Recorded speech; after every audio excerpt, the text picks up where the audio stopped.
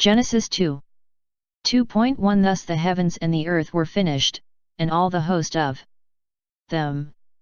2.2 And on the seventh day God ended his work which he had made, and he rested on the seventh day from all his work which he had made. 2.3 And God blessed the seventh day, and sanctified it, because that in it he had rested from all his work which God created and made.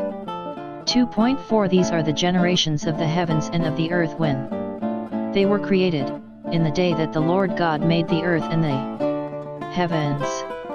2.5 And every plant of the field before it was in the earth, and every herb of the field before it grew, for the Lord God had not caused it to rain upon the earth, and there was not a man to till the ground.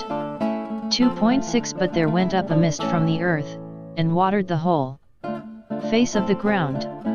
2.7 And the Lord God formed man of the dust of the ground, and breathed into his nostrils the breath of life, and man became a living soul. 2.8 And the Lord God planted a garden eastward in Eden, and there he put the man whom he had formed.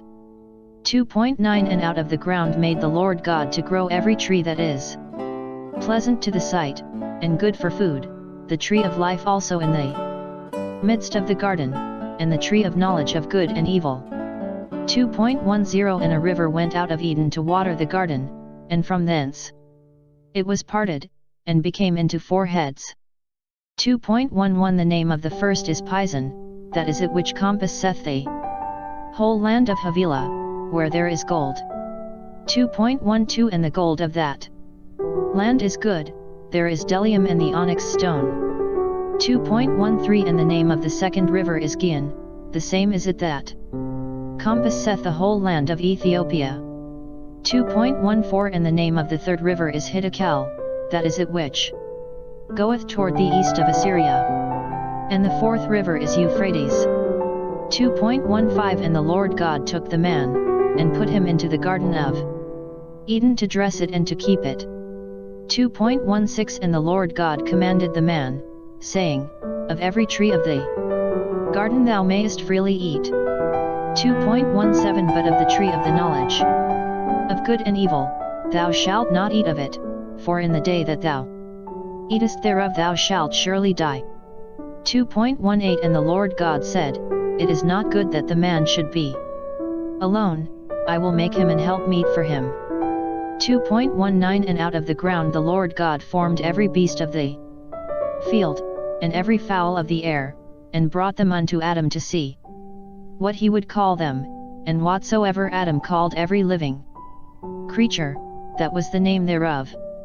2.20 And Adam gave names to all cattle, and to the fowl of the air, and to every beast of the field, but for Adam there was not found an helpmeet for him. 2.21 And the Lord God caused a deep sleep to fall upon Adam, and he slept, and he took one of his ribs, and closed up the flesh instead thereof.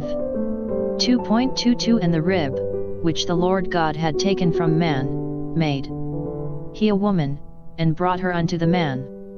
2.23 And Adam said, This is now bone of my bones, and flesh of my flesh, she shall be called woman, because she was taken out of man.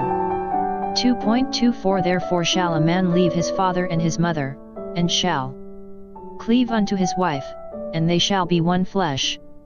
2.25 And they were both naked, the man and his wife, and were not ashamed.